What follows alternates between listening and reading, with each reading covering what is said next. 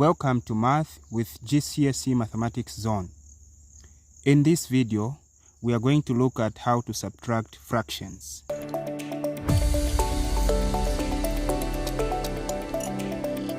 So when subtracting fractions, just as we do in addition of fractions, we need to make sure that the denominators of the fractions that we are adding or subtracting are the same.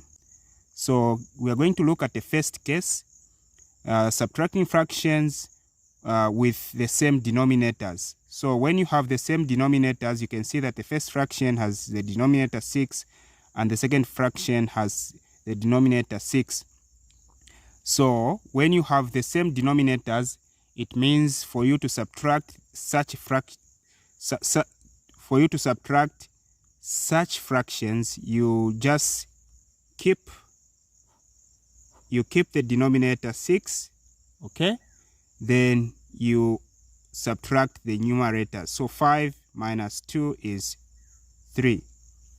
Then when you look at this fraction, 3 over 6, it can be reduced, or it can be written in its simplest form by dividing by 3 on the numerator and 3 on the denominator, which reduces to half.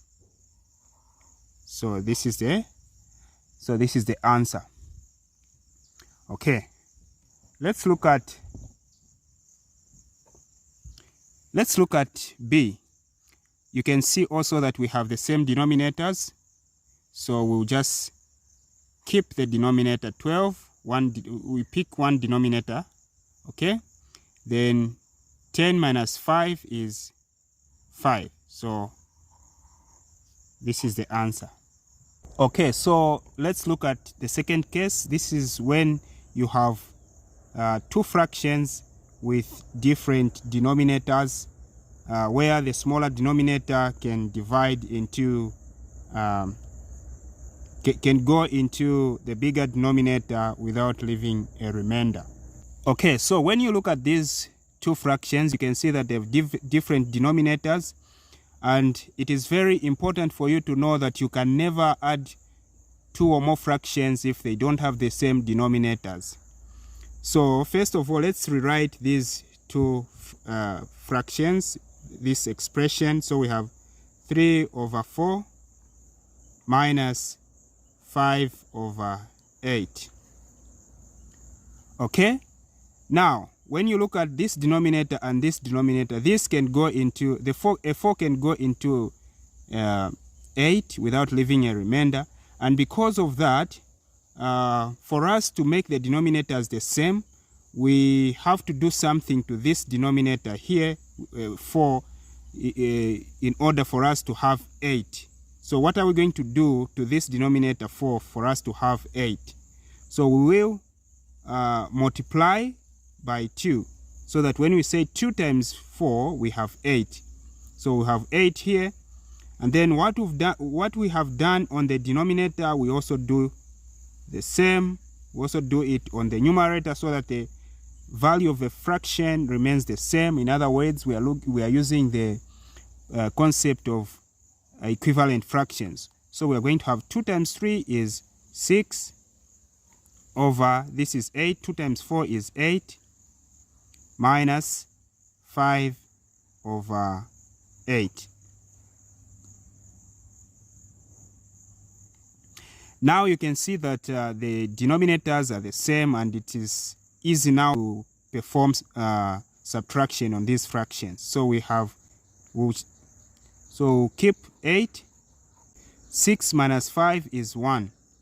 So the answer is 1/8, 1 over 8. Let's come to this second question. So first of all, let's copy this expression, 2 over 3 minus 1 over 6. So as we did in the first example, for us to add these fractions, for us to subtract these fractions, we are supposed to make the denominators the same. And you can see that this smaller denominator 3 can go into a bigger denominator 6. So our job now is to make this denominator 6. So what are we going to do for us to make this denominator 6, we are going to multiply by 2. So that when we say 2 times 3 is 6. So what we've done on the denominator, we also do the same. We also do it on the numerator. Okay? So what we'll have is 2 times 2 is 4 over 2 times 3 is 6 minus 1 over 6. Okay. Now that the denominators are the same, we'll just pick a 6. And then we'll say 4 minus 1 is 3. Okay? So this can be reduced. You can see that a 3 can go in 6, so meaning 3 will have 1 on the numerator, and the 3 in 6 is 2. So we'll have a half as the final answer.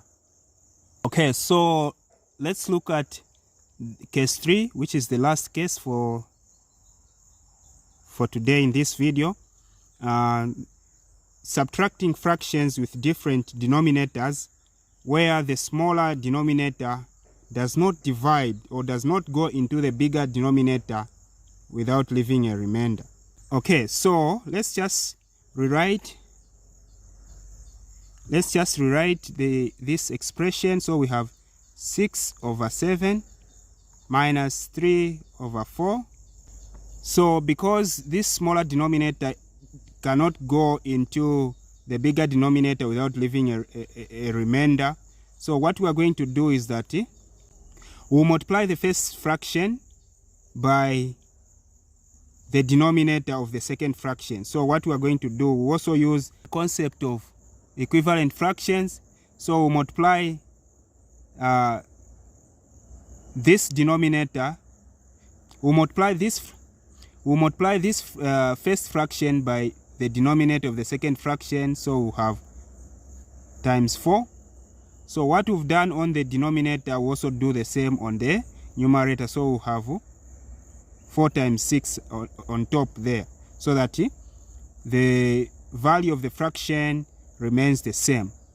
So again, to this fraction, the second fraction, we'll multiply the denominator of the first fraction by the denominator of the second fraction.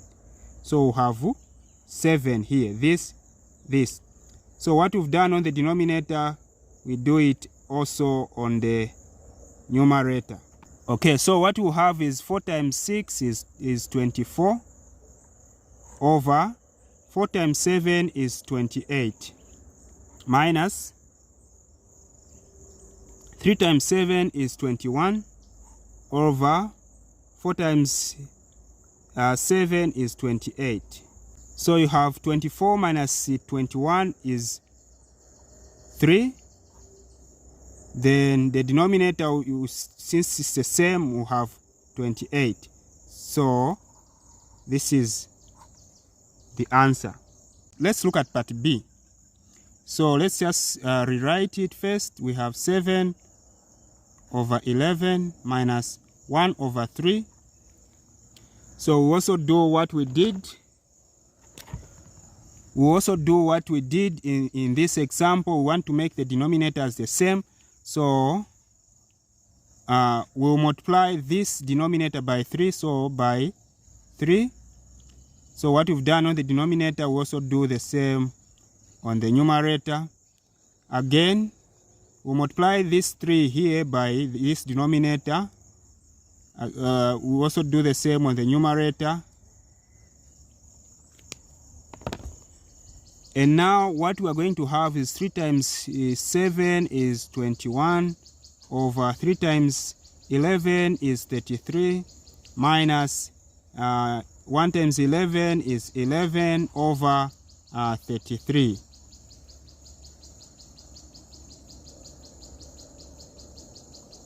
So now you can see that the denominators are the same. So what you are going to do is you pick the denominator 33. Okay, then you say 21 minus 11 is 10. So you ask yourself, is this fraction in its lowest terms. Yes, it's in its lowest terms, so meaning this is the answer. Thank you very much for watching. See you in the next video where we're going to look at adding mixed fractions. So look out for the next video that is going to explain on how to add mixed fractions. See you in the next video. Goodbye.